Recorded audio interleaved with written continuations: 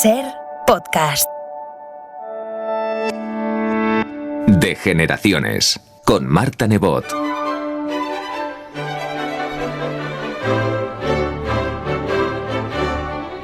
¿Cómo ven ustedes a los adolescentes de hoy en día?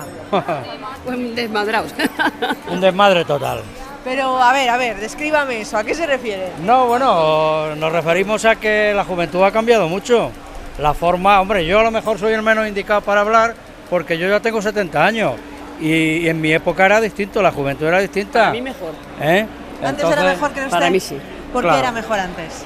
Porque lo pasábamos mejor, teníamos muchísimo menos líos, se vivía más tranquilamente, pasaban cosas pero no tan a las claras como ahora, ¿me entiendes? Entonces se vivía, simplemente se vivía. Y yo creo que ahora no se vive mucho. ¿Ahora usted cree que no se vive? Yo creo que no se vive tanto. La tendencia desde siempre, generación tras generación, ha sido repetir estos argumentos. Han perdido los valores, no respetan a sus mayores, son superficiales, impulsivos, hedonistas, se esfuerzan menos que nosotros a su edad, son más inconscientes y un larguísimo etcétera. Hay citas que lo demuestran de hace 2000 años. Aristóteles, Platón, Sócrates o más recientemente Nietzsche lo dejaron negro sobre blanco. Al margen de estos prejuicios inevitables, porque uno siempre cree que su generación fue mejor, en las calles nos planteáis más asuntos. Si pudieras definir en una frase cómo es ser adolescente en el 2022 en España, ¿cómo dirías que es? Estresante, pero muy divertido a la vez. Es muy divertida, pero muy desde dentro de casa, con muchas redes sociales, mucha pantalla, y nosotros era mucha calle. Y creo que la calle te da muchas experiencias, por eso está en la calle conmigo. ¿Habláis con vuestros padres de cosas o no? No, Sí, depende. sí. Yo con mi madre sí, pero con mi padre no. ¿Pero y de qué depende? ¿De cómo os lleváis o...? De cómo te educan. ¿Cómo se lleva a ser madre de un adolescente en el siglo XXI? ¿Cómo es? ¿Es distinto de cómo tú imaginabas? No lo imaginé nunca, me parece maravilloso. Yo creo que somos demasiado permisivos, los padres ahora. Y me incluyo. Sí. Sí, es un problema. ¿Pero con qué tiene que ver? ¿Con que no sabemos decir que no? ¿O con que, Pues quizás sí. o con que la manera de decir que no sabemos cuál es? Porque claro, no queremos ser autoritarios y... Eso es. Ahí está. Eso es. Yo creo que hemos tenido padres tan autoritarios que renegamos de eso. Entonces, claro, tampoco es ser autoritario, pero saber decirles que no y saber tener muy claros los límites. Pero entonces a veces nosotros mismos nos confundimos también, entonces no se los dejamos a ellos claros y ellos también se confunden. Pues los veo como siempre han sido, pues algunos un poco rebeldes y ya está, no sé. Creo que nunca han cambiado los adolescentes en toda la historia. En España hay más de 4 millones de adolescentes de 11 a 18 años según el Instituto Nacional de Estadística. Sí, has escuchado bien. En España hay 4 millones de adolescentes de 11 a 18 años. Según UNICEF, el Fondo de las Naciones Unidas para la Infancia, la adolescencia dura todo eso. ¿Cómo es ser adolescente en España en 2022? Pues Una ruina, dicen por aquí. ¿Es muy caro o qué? hay de todo. Hay tristeza, diversión, alegría, de todo. caro vivir siendo adolescente. Pues sí, ahora gastar está carísimo, incluido para ellos. Pero más allá de eso, desde la llegada de la adolescencia, el índice de abandono escolar adolescente no ha parado de bajar en este país. En 1977, con la Ley General de Educación franquista en vigor, abandonaban los estudios el 70% de los adolescentes. En los 90 ya era el 30%. Sin embargo, a pesar de esta gran bajada, en el 2000 seguíamos siendo los subcampeones de la Unión Europea en abandono escolar. La encuesta de población activa de 2021 trajo buenas noticias. El año pasado solo el 13% de los españoles de 18 a 24 años había abandonado los estudios sin terminar la secundaria. Es nuestro récord absoluto. Yo soy muy positiva, pero ahí tengo una opinión que justo estoy reflexionando en estos días, viendo a hijos de amigos que no han sacado tan buenos resultados académicos, pero que pasan de curso.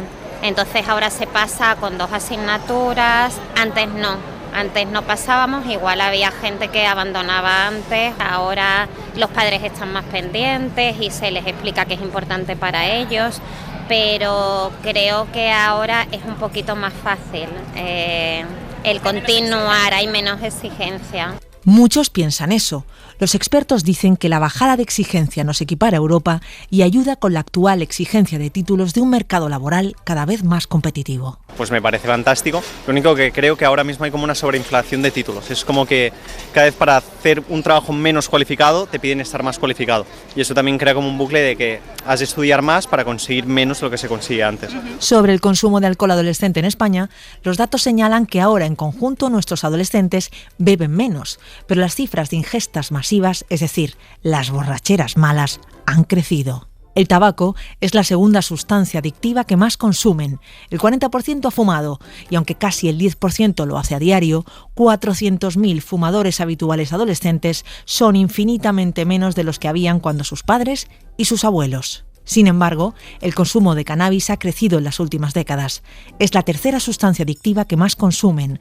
Casi el 30% se ha fumado un porro y el 15% reconoce consumo continuado. Hombre, es verdad que son unas cifras preocupantes, son cifras graves desde mi punto de vista, pero creo que la situación tampoco ha cambiado mucho de hace unas décadas ahora, ¿no? Quizá la única diferencia es que ahora haya una cultura de la borrachera más acentuada, ¿no? Cuando nuestros padres, por ejemplo, bebían y fumaban, puede que fuera un medio y ahora se busca el botellón, ¿no? Es más como un fin.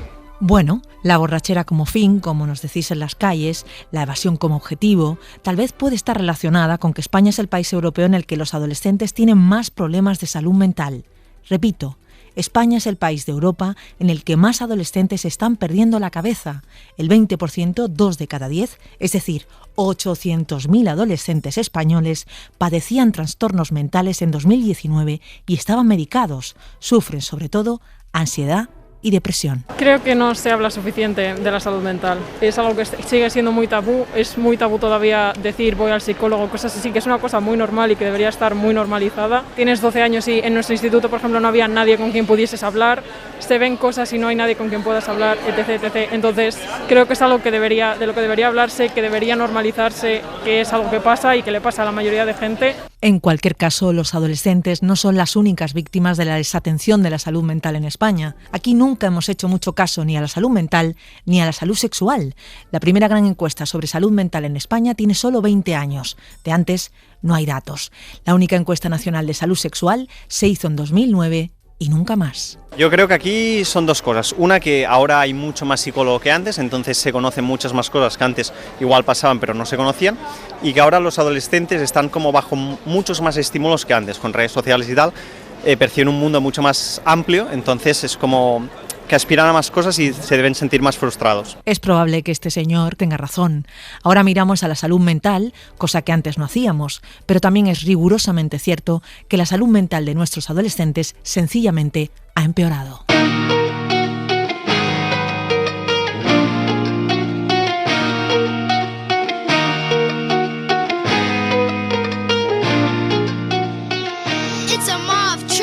Levántate, ducha, café, sorpresa el lunes otra vez. Tienes que sudar porque tienes que currar, porque tienes que ganar pa' pagar no sé qué, pa' encajar, yo qué sé. Solo sé que pa' esto no hay cura, que agota y satura y me pasa factura, ya no hay cobertura, la muerte es segura. De la vida a veces tengo dudas, dime tú quién te asegura que vas a estar a la altura cuando no tengas a nadie, cuando nadie te da ayuda. Párate y madura, que no va para atrás cada vez más dura. Desde que naces hasta que te arrugas, lo malo rápido y lo bueno tortuga. Ansiedad, tortura y Dios ayuda al que madruga, pero justo en tu caso se la suda. Date prisa, llegas tarde, no hay excusas que contarte. Tienes que correr porque tienes que llegar, porque tienes que coger ese bus o ese tren y ya vas, que no ves solo yes, esa voz gritarte, que no bastante con esforzarse, que no eres libre en ninguna parte, que la vida va dos pasos por delante, que la mitad no razona y la otra mitad no perdona, que si vale mucho duele y quien te quiere no abandona. Espérate y reacciona, tienes que cambiar lo que no funciona, que dejar atrás al que te traiciona, lo bueno se acaba y lo malo obsesiona, ansiedad presiona y Dios perdona al que reflexiona, pero en tu caso piensa que te jodan. Levántate, ducha, café, sorpresa el lunes otra vez. David Bueno es doctor en biología y especialista en neuroeducación. Acaba de publicar el libro El cerebro del adolescente, un manual que incluye lo que ha descubierto la ciencia, que no es poco, porque, oigan, atentos, lo que les pasa a los adolescentes tiene explicación científica. ¿Verdad, David? Bienvenido a nuestros estudios de SER Barcelona. Hola, ¿qué tal? Pues sí, tiene una explicación científica clarísima. Vale, vamos a tratar de primero resumir cómo funciona el cerebro del adolescente. Sé que lo que te pido es muy difícil, resumir tu libro, pero sobre todo me gustaría que nos contaras cómo es eso de que como la corteza frontal y la amígdala no está terminada de hacer, toman decisiones y emociones, en fin, raras, que ahí hay, ¿no? La parte de tomar decisiones y de controlar las emociones no la tienen resuelta. No la tienen resuelta y no la deben tener resuelta hasta que llegan a la juventud. No hay que ahorrar adolescencia, hay que gestionarla bien. ¿Qué le sucede a su cerebro? Básicamente hay 3 zonas que cambian muchísimo durante la adolescencia y que justifican todos los comportamientos o muchos de los comportamientos que tienen. Uno es la amígdala, que es la zona que genera las emociones. Se vuelve hiperreactiva. Responden mucho más rápidamente y con mucha más intensidad ante cualquier situación que tenga componentes emocionales. Y eso es un sistema de protección. Eso permite que respondan rápido cuando haya una amenaza, que respondan rápido cuando haya una oportunidad, pero también responden rápido y sin pensar en cualquier otra situación, ¿vale? Bueno, pero no lo hacen a propósito, ¿no? Esto que uno piensa, me está contestando mal todo el tiempo. Bueno, es que hay un asunto ahí que no controlan, ¿no? Sí. Uh-huh. Esto se combina con la corteza prefrontal, que es la zona que gestiona los comportamientos más complejos, toma de decisiones, planificación, reflexión y gestión emocional. Es la zona que más cambia durante la adolescencia y esto hace que pierda eficiencia de funcionamiento. No es que no puedan reflexionar, claro que pueden, pero les cuesta más. Uh-huh. No es que no puedan ajustar sus emociones, claro que pueden, pero les cuesta más. Y ahora combinamos hiperreactividad emocional con más dificultad, incluso más dificultad que en la preadolescencia, para gestionar pues estas emociones. Y la tercera zona es el estriado, que es la zona que nos proporciona sensaciones de placer, de bienestar y de recompensa. Y descubren que hay actividades de adulto que les activa el estriado de una forma bárbara, que les hace sentir a gusto, pero no saben cuáles son, porque jamás han sido adultos. Claro. Así que tienen que ensayar para encontrarse a sí mismos, para ver qué adultos quieren ser cuando lleguen a la juventud y a la adultez. Ensayo-error, de vez en cuando algún acierto, y ahora combinamos estas ganas de probar cosas nuevas con la hiperreactividad emocional y con la menor capacidad de gestión de todo el conjunto, y tenemos un adolescente. Y lo hemos tenido siempre, que es lo mejor, que conviene que nos acordemos que nosotros, aunque lo hayamos olvidado, sufrimos, lo digo así, todo este proceso también. Sí, también fuimos adolescentes como ellos. Otro contexto histórico, social, cultural y tecnológico. Pero el cerebro es el mismo. Es el mismo, nuestra rebeldía se enfocaba hacia otros sitios, pero era la misma. Uh-huh. Estuvimos en el Instituto Carreño Miranda de Avilés, en Asturias, hablando con Luna, Yara, Nuria, Dani, Luis y Juan, que tienen entre 16 y 17 años. Y mira, por ejemplo, lo que nos contaba Dani sobre si son o no más radicales. Yo hablo mucho de política, filosofía, cuestiones relativas a vivir en sociedad con mis padres. Y bueno, pues no sé si mis padres dicen que es porque soy joven o porque tengo la sangre caliente. Yo a mi padre, que es con el que más hablo de esto, le llamo tibio, ¿no? Me dice que yo soy muy radical y todo esto. Pero bueno, yo sí que es verdad que tal como está planteada la sociedad hoy en día, yo veo las noticias y es que me pongo enfermo. Y me cabreo, me enfado, o sea, me indigno ante lo que ocurre y ante la pasividad de, en general, ya no solo los gobiernos, sino la propia gente que está sufriendo esto. Y yo sé que es verdad que, pues, si yo soy radical por plantear un cambio que realmente transforme la sociedad de raíz, pues, oye, llámenme radical. Y la verdad que es bastante triste, ¿no? Porque la gente parece que le gusta ser esclavo. Es el discurso de cualquier adolescente a lo largo de toda la historia. De hecho, ya hay algunos escritos de la Grecia clásica, de Aristóteles, de Platón, de Sócrates, que dicen que le sucede a la juventud que salen a la calle inflamados de ideas revolucionarias. Claro. Es exactamente esto.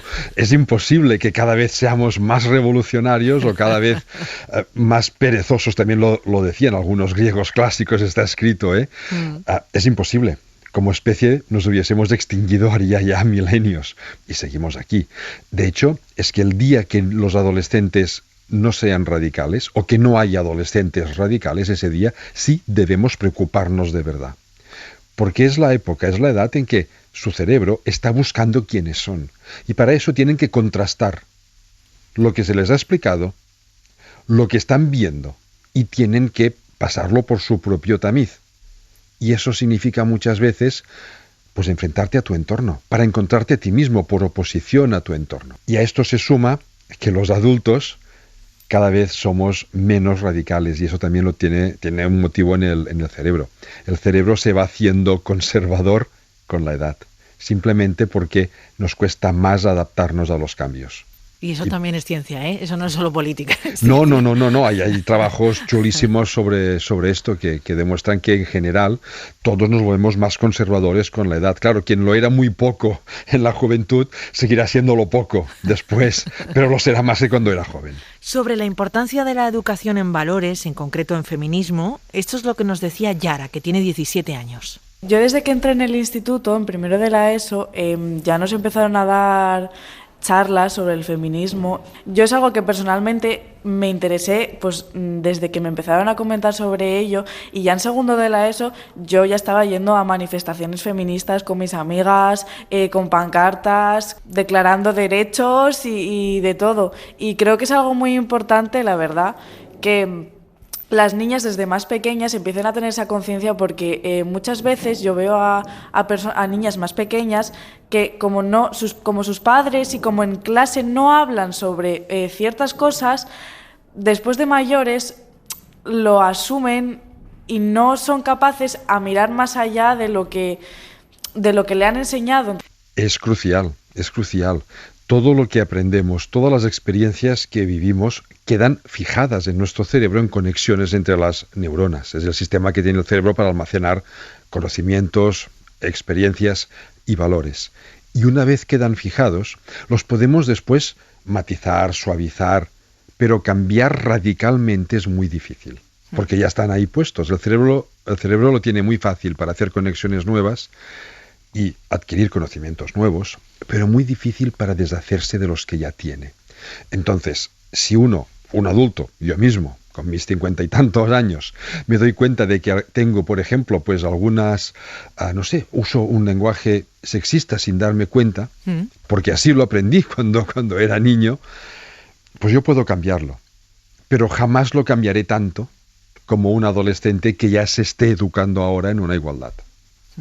Siempre me va a costar más. Lo podré cambiar, pero me va a costar más. Por eso es tan importante educarles ya desde la primera infancia, pero muy especialmente en la adolescencia, en estos valores, en la igualdad en todos los sentidos, en la responsabilidad y en el respeto. Ahora vamos a escuchar a Juana y su amiga Luisa, que las pillamos en una encuesta callejera. Juana trabaja en un instituto madrileño, en un barrio de clase media, y dicen esto ellas sobre si nuestros adolescentes tienen ahora menos respeto a la autoridad, si necesitan más cruzar los límites. Antes teníamos, como que la familia, el padre, la madre, les teníamos un poco más respeto, y entonces estudiábamos aunque fuera por miedo. Ahora pues les dejamos un poco de lado, o les dejamos hacer, les sobreprotegemos demasiado, les dejamos hacer lo que ellos quieran, y eso también les perjudica. Ya. Igual el miedo no era tan malo. No. Es jorobado eso, ¿eh? O la libertad era mucho más peligrosa de lo que pensábamos. Sí. También lo decían los griegos clásicos ya, ¿eh? Incluso Confucio en la China clásica también tiene algunas frases parecidas a estas, así que es una tónica. A ver, yo creo que lo que sucede muchas veces es que confundimos libertad con permisividad. Y no son dos palabras sinónimas. La libertad siempre es buena, la permisividad no. El miedo siempre es malo, el respeto siempre es bueno, ¿vale? Es poner en valor estas distintas palabras, ¿no? El miedo es malo porque hace que nos encerremos en nosotros mismos. El miedo es una emoción básica que nos lleva a escondernos o a huir ante una posible amenaza.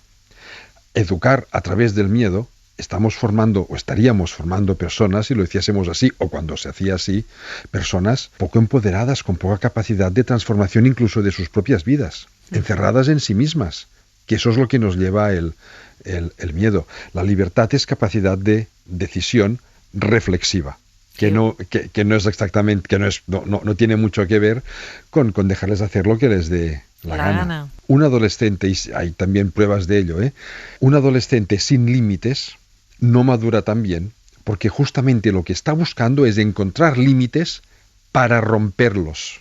Amigo. Necesitan romper límites. Así que la tarea de los padres, que no es para nada fácil, es ponerles límites sabiendo que los van a romper al menos algunos. Y aquí es donde está la gran dificultad. ¿Dónde ponemos el límite? Si lo ponemos muy, muy, muy cerca, sería a través del miedo. Por ejemplo, no puedes hacer, no hagas, no vengas, no salgas. Les estamos coartando para que no se salten el límite jamás. Y tampoco van a madurar tan bien. ¿Dónde ponemos el límite? Eso es muy difícil porque depende de cada familia, de cada situación, de cada adolescente.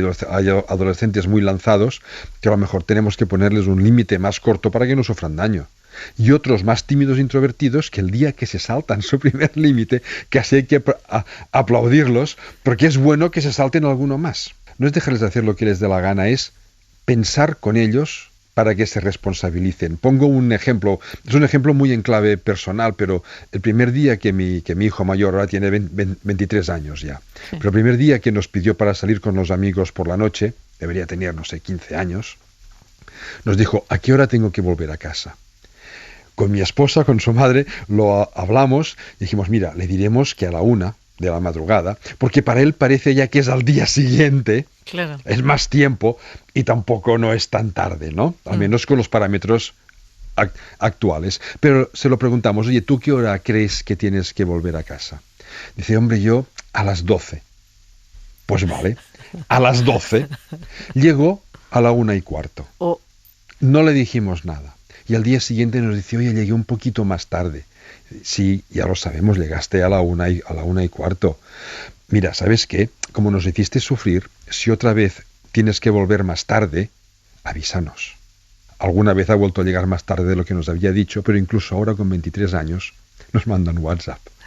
Llegaré más tarde de lo previsto. Ya está, se terminó. Claro. Se terminó responsabilidad, empoderamiento, libertad, con responsabilidad. No dejarle hacer lo que le dé la gana porque él mismo se pone sus propios límites.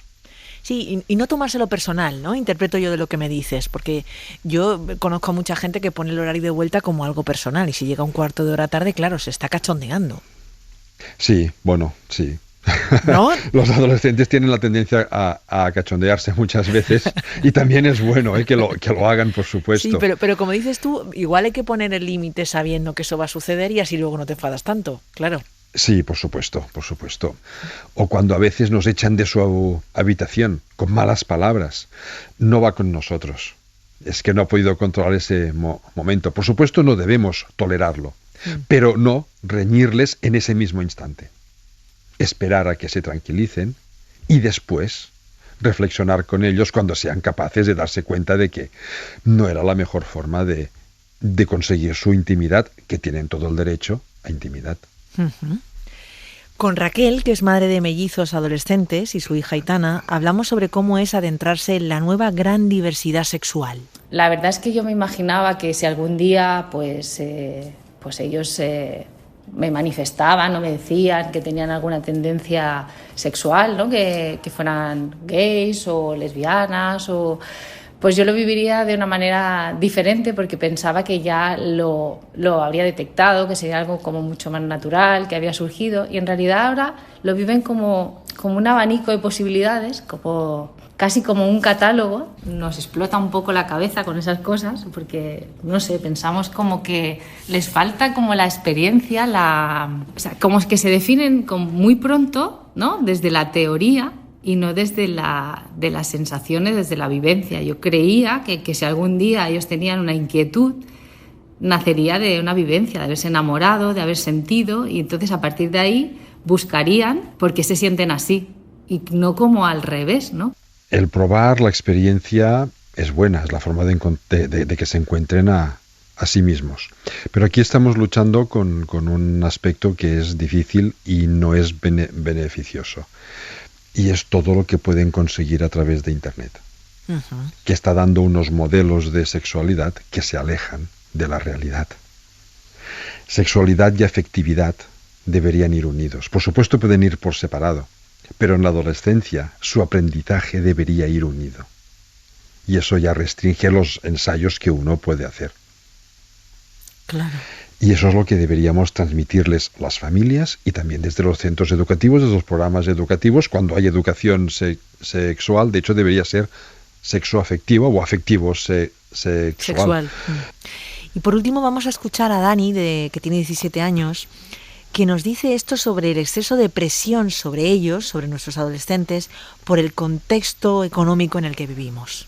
Estamos estudiando y al fin de cuentas nos estamos esforzando y a lo mejor no tenemos ni siquiera el futuro asegurado, por no decir que lo tenemos bastante negro, y eso es una cosa que pues no es algo que nos guste, y por el contrario nos presionamos cada día más, porque digo yo, ¿qué va a ser de mí? Que no me voy a quedar toda mi vida en casa de mis padres, quién sabe si voy a poder pagarme la comida cuando sea más independiente. Eso es una cosa que nos lleva también a mucha ansiedad y a mucha inseguridad mental. Tenemos unas cifras brutales sobre salud mental en nuestros adolescentes. ¿Demasiada presión? Demasiada presión, sin duda, pero sobre todo es demasiada presión injustificadamente. Presión puede haberla siempre la hay en un momento u otro de nuestras vidas.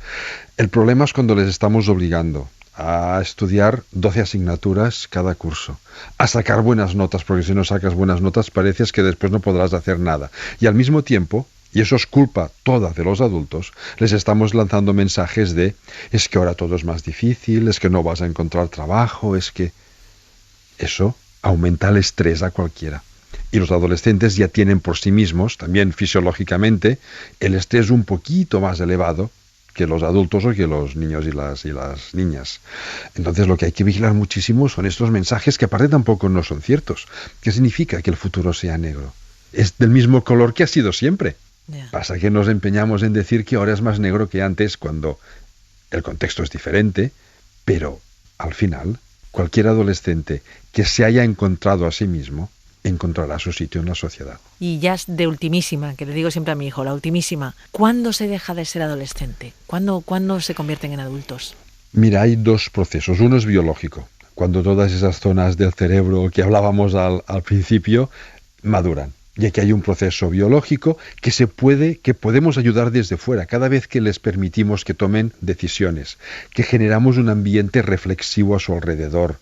Estamos fortaleciendo estas zonas del cerebro porque las estarán usando y eso hará que maduren un poquito antes. Y después, aparte de este proceso biológico donde nuestra ayuda es indispensable, hay otro proceso que es puramente social y cultural. Se ha visto que los adolescentes no dejan de comportarse como adolescentes hasta que su entorno de adultos no los acepta como unos iguales en deberes y derechos. Y aquí nos cuesta. Claro, hasta sobre los 18 o 20 años ya han entrado en la juventud. Pero siguen en casa, lo decía uno de estos chicos entrevistados. Sí. Siguen en casa. Y los padres pensamos que podemos seguir mandándoles como cuando eran chiquillos. Y ya no lo son.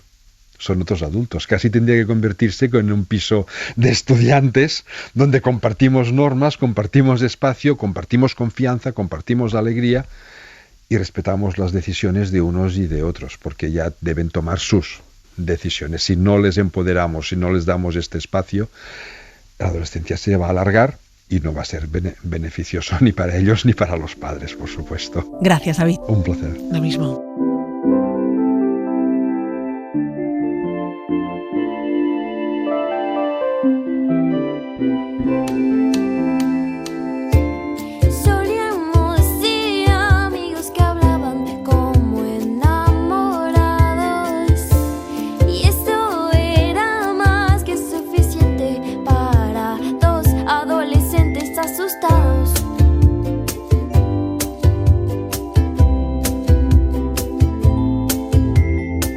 De Generaciones, con Marta Nebot.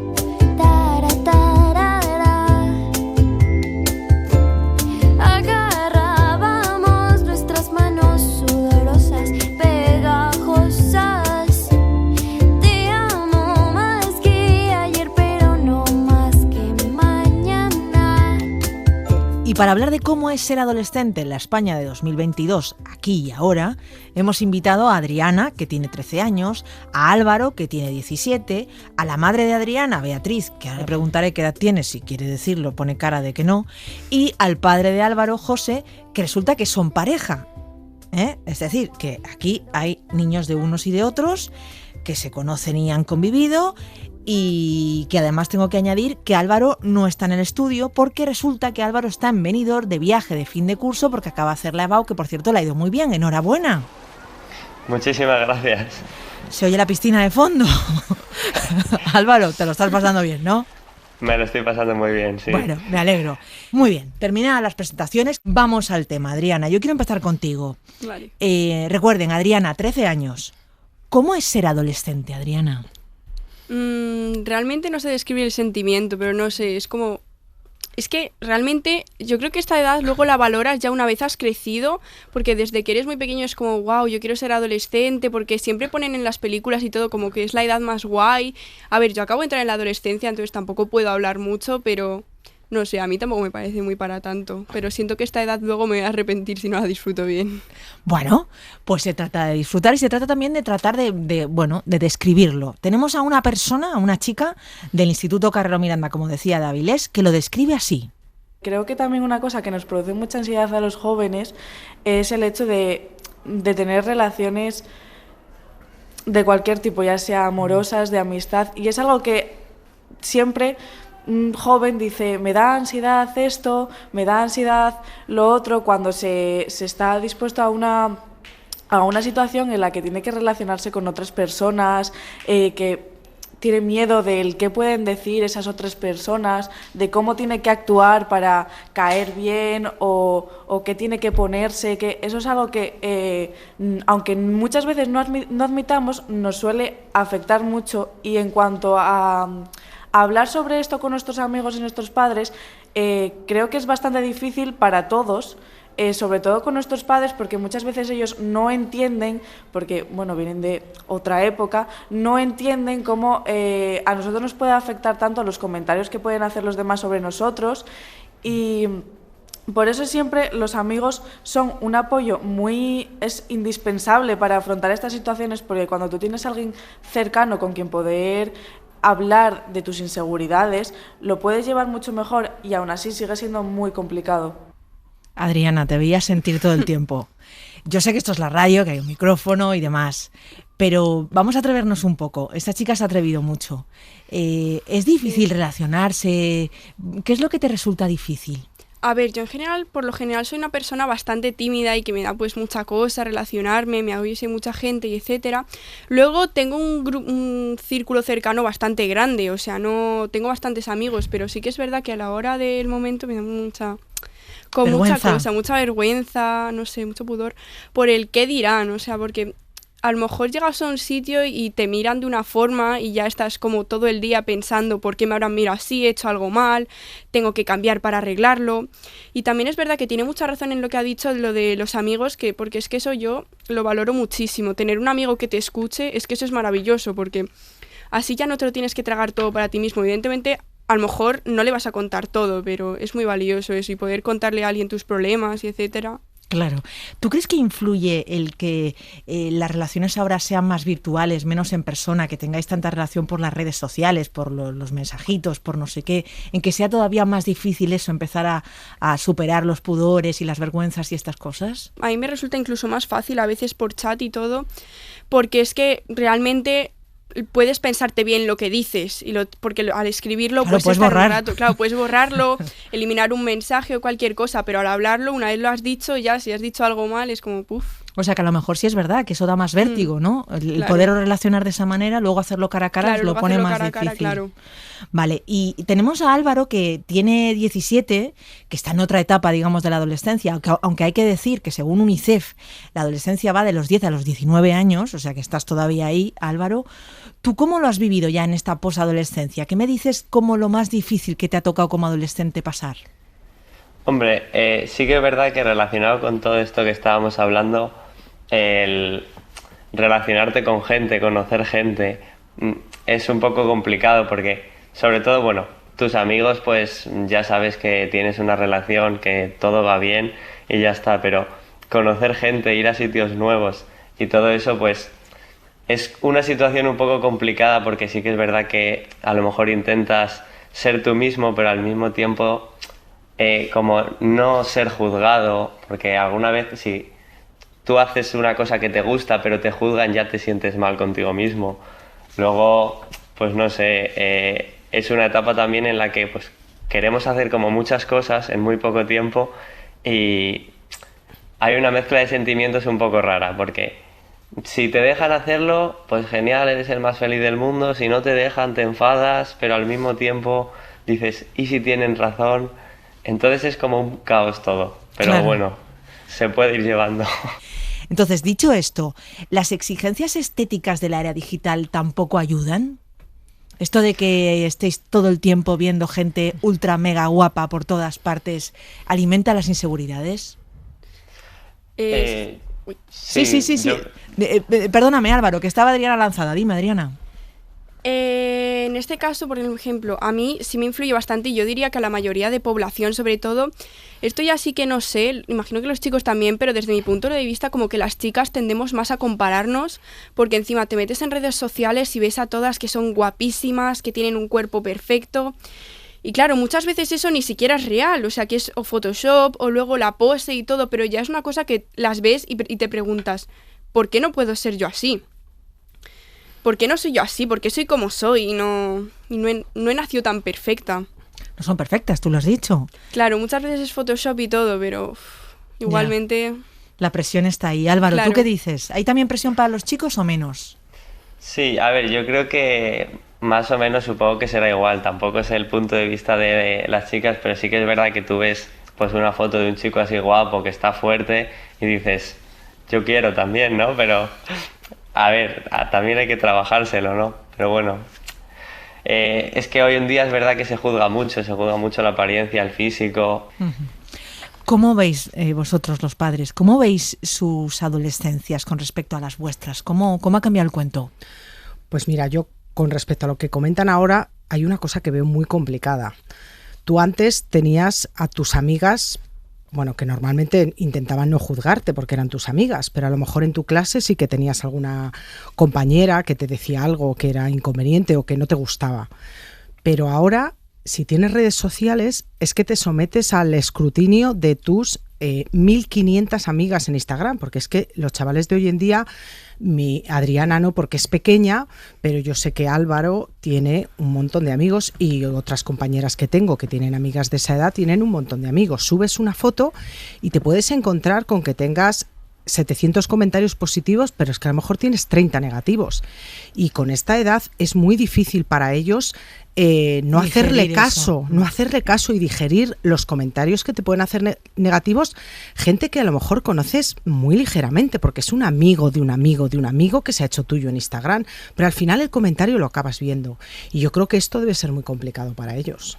José, ¿tú cómo lo ves? ¿Cómo ves la adolescencia? Tú tienes dos, además. Yo tengo dos. Porque tu otra hija tiene 19 años, según UNICEF es adolescente. ¿Cómo lo has vivido tú? ¿Cómo lo has visto tú como padre? Hombre, yo su adolescencia la veo, con respecto a la mía, totalmente distinta. ¿En qué sentido? ¿En qué? La tecnología, por ejemplo. Ya. O sea, ellos se basan todo en la tecnología. O sea, yo muchas veces a mis hijos se lo digo, pero ¿vosotros habláis con vuestros amigos en persona o solamente es por chat? O sea, no los juegos que tienen, la consola, el móvil. Nosotros antes, cuando nosotros éramos jóvenes, salíamos a la calle, nos relacionábamos más en persona. Ellos es todo a través de la era digital. Entonces, es mucho más complicado. Hablemos de los estudios y de la presión en los estudios. Mirad lo que nos dicen estos estudiantes de un instituto de Asturias. Yo siempre he sido una persona que yo soy muy competitiva y mis padres desde que soy muy pequeña me han exigido siempre ser, bueno, la hija lo más perfecta posible. Entonces yo he desarrollado como esa cosa de que aunque ahora mis padres, porque he tenido muchas conversaciones con ellos acerca sobre este tema, porque llegaba muchas veces un punto en el que sacaba un 9 y era como, tengo que decirle a mis padres que he sacado un 9 y que no he podido llegar al 10 y eso me generaba mucha ansiedad y me generó muchos problemas en su momento. Tras tener, bueno, muchas conversaciones con ella, con mis padres, con psicólogos incluso sobre este tema, pues mis padres han dejado de exigirme, pero aún así yo sigo teniendo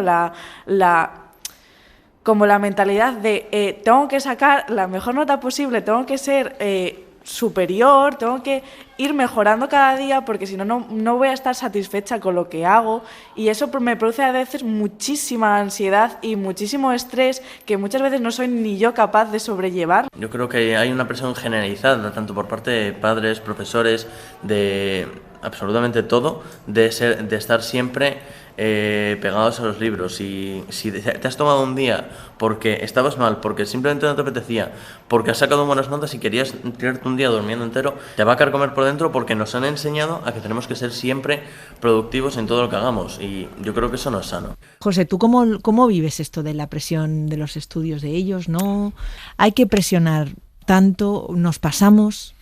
Yo no sé si presionamos mucho o poco, pero sí que hay que presionar. Más que nada porque yo, por ejemplo, yo hablo de mí. Yo no pude estudiar, yo no tengo carrera. Entonces, yo soy electricista, trabajo en la construcción y yo intento evitar que mis hijos tengan que trabajar en algo así, porque es mucho más duro. O sea, yo quiero que ellos estén preparados, que hagan una carrera, que tengan un buen sueldo, un buen trabajo, y eso es a base de esfuerzo. Eso no se lo regalan a nadie. ¿Y cómo interpretas tú esas cifras que hablan ahora de chavales con una carrera, con 2, con máster y trabajando en la construcción? Porque no hay trabajo de lo suyo. Hombre, es difícil, pero siempre tienen más posibilidades el que tiene una carrera. Y, bueno, yo no he encontrado... Él, por ejemplo, mi hijo dice que quiere sacar la carrera de arquitectura. Bueno, pues puede terminar trabajando en la construcción, puede ser. Pero desde otro sitio. No, o a lo mejor en el mismo sitio que yo, porque no encuentre de lo suyo. Pero siempre estará más preparado y tendrá más posibilidades de encontrar un buen trabajo teniendo una carrera que no teniendo. Eso también lo dicen las estadísticas, ¿eh? Que quien tiene carrera universitaria tiene más probabilidades. ¿Tú con carreras universitarias? No, pues muy pocos. Claro, es así. Al menos habrá tenido la oportunidad de conseguir un trabajo mejor. Luego también, una vez te sacas la carrera, al menos ya no dices, es que no lo he conseguido porque no he tenido oportunidad, como te pasa a ti. Ya es, bueno, pues no ha habido suerte, el mundo laboral está un poco, pues bueno, un poco pichipicha. Entonces, pues oye, al menos yo hice mi parte, ¿no? Claro, al menos yo lo intenté. Claro. Efectivamente. Claro. Hablemos de ligoteos, hablemos de educación afectivo-sexual, hablemos de tendencias sexuales.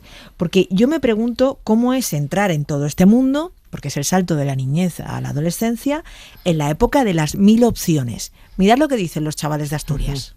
Yo creo que en el tema de las tendencias sexuales, la gente está normalizándolo muy bien, lo está llevando muy bien, en especial la gente joven. Entonces, a lo mejor no es tanto un paripé como puede llegar a pensar alguien, sino que la gente simplemente se está lanzando a experimentar y a base de prueba y error, como se ha hecho toda la vida, llegar a descubrir cómo es. A lo mejor puedes experimentar con alguien de tu mismo sexo y descubrir que efectivamente no eres heterosexual o todas las tendencias que pueda haber hoy en día. Adriana, ¿tú cómo lo ves? ¿Cómo vives todo esto de la diversidad sexual? A ver, lo de probar, pues no sé, realmente, a ver, todavía soy muy pequeña para esas cosas, pero es que no sé. Bueno, a ver, Álvaro, si te echa un capote. Más mayor, Álvaro, de 17. Bueno, a ver, yo creo, a mi edad, pues sí que hay, o sea, yo sí que conozco un montón de gente, pues de una orientación sexual de otra y de lo que sea.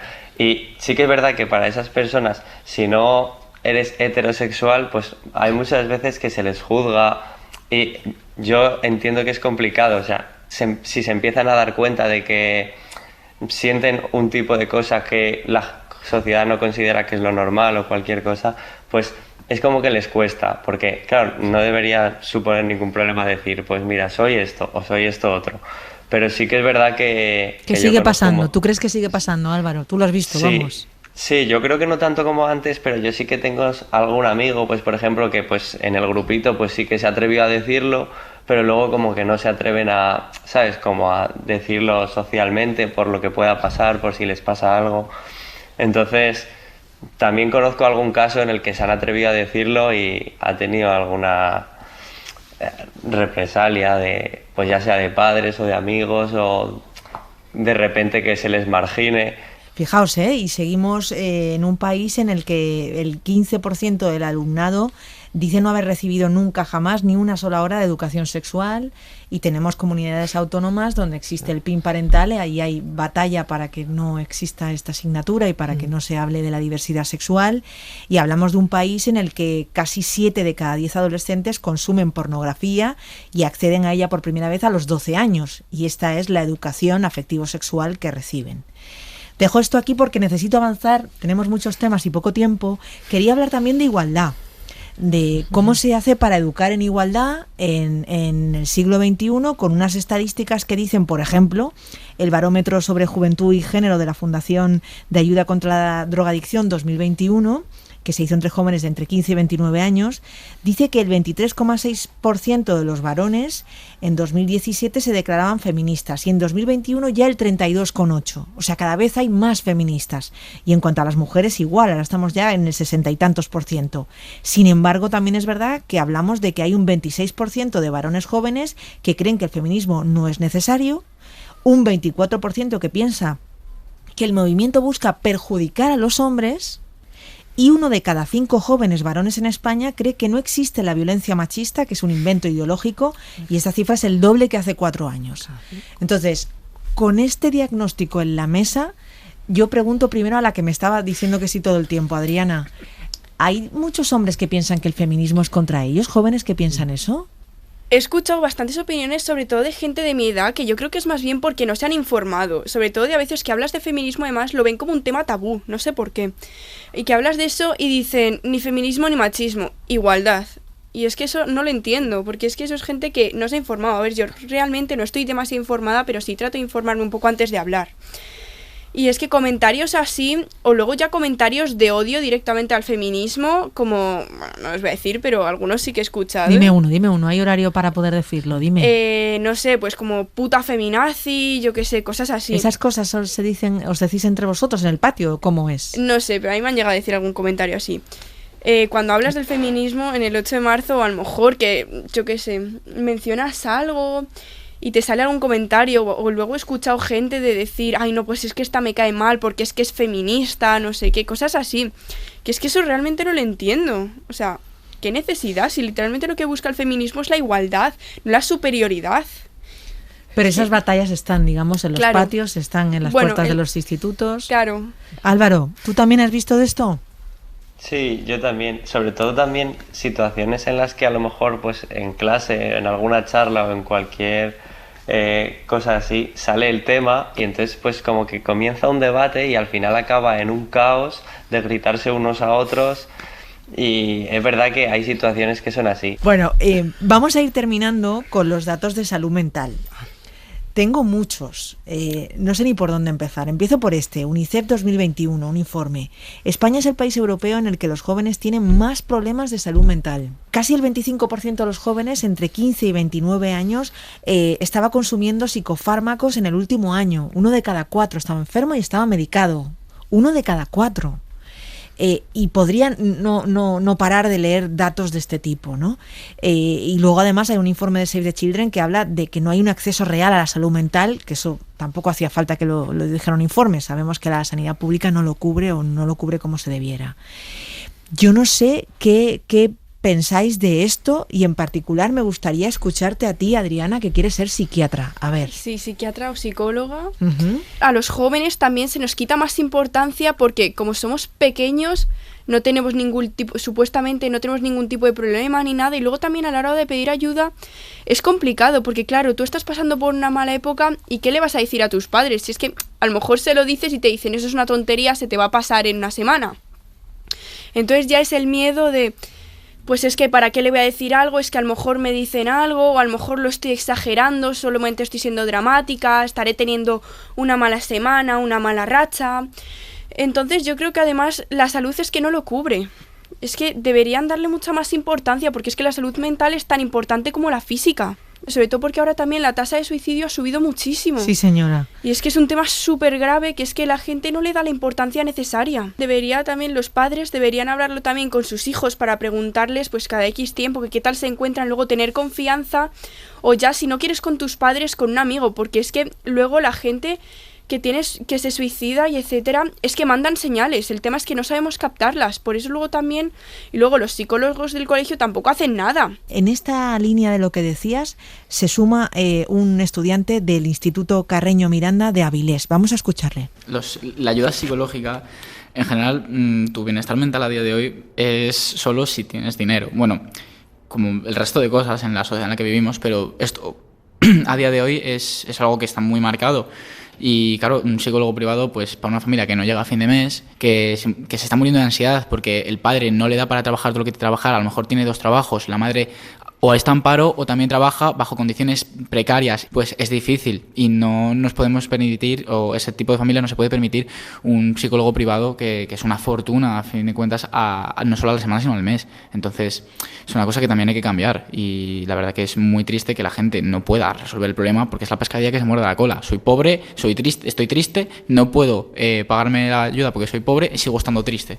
Pues ahí queda esa denuncia hecha, ya solo me queda dar las gracias a Luna, Yara, Nuria, Dani, Luis y Juan, que tienen, como decíamos, 16 y 17 años y que han estado poniendo su granito de arena en este programa desde el Instituto Carreño Miranda de Avilés, en Asturias. Un beso para ellos.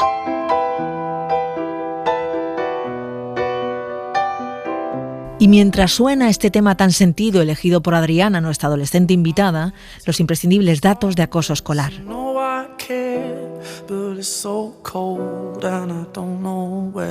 Según Bullying Sin Fronteras, en España 1 de cada 4 alumnos lo sufre. Repito, 1 de cada 4 adolescentes es acosado en las aulas y solo el 15% de estas víctimas se lo cuenta a familiares o profesores.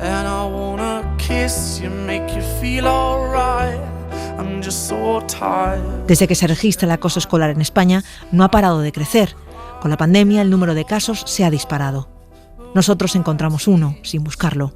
Se llama Dani, tiene 17 años. En algunos casos puede llegar a depresiones muy importantes, incluso el suicidio, como se han reportado bastantes casos. Pero en otros casos son personas como yo que hemos derivado en forjar una personalidad completamente violenta, no mostrar sentimientos para nada, estar todo el día a la defensiva, incluso pasar de ser el acosado a ser el acosador en muchos casos.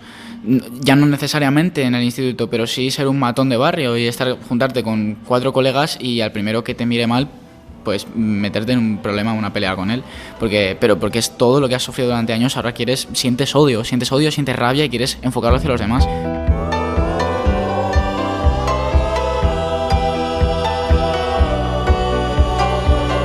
No podemos comparar datos de bullying con los de las generaciones anteriores porque el primer estudio nacional tiene poco más de 20 años. Antes se consideraba algo inevitable, ahora no. La única manera de ayudarles si pasa es enterarnos. María nos dio un consejo valioso al respecto. Consejo para padres, o sea, si queréis que vuestros hijos tengan confianza con vosotros, educarles desde pequeños a contaros las cosas sin presiones, sin nada, porque aunque tú le digas cuéntame las cosas, si tu hijo sabe que tú le vas a regañar o tal, no te lo va a contar. David Bueno, especialista en el cerebro adolescente, dice que lo más importante es no romper el hilo de confianza que permite que los adolescentes se apoyen en nosotros. Apoyo emocional, sobre todo cuando lo hagan mal, ejemplo y estímulo son sus 3 palabras mágicas para tratar con ellos. Ahí queda eso que es mucho más fácil de decir que de hacer. Hasta la semana que viene, que nos centraremos en los jóvenes de 19 a 40 años. Sí, esto también lo has oído bien, de 19 a 40 años. Ahora somos jóvenes mucho más tiempo, o eso nos contamos. Besos y abrazos.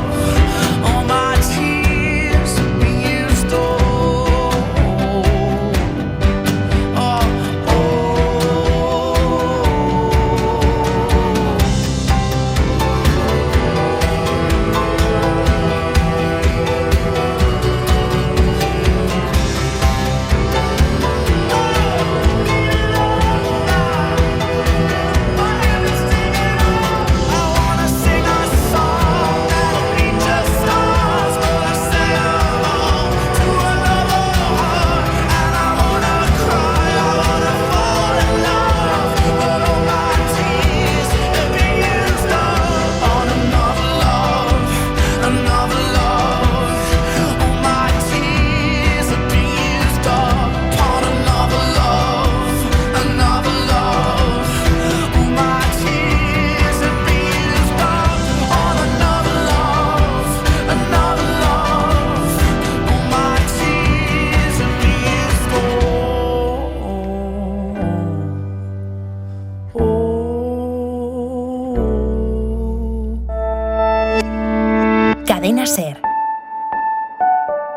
La radio.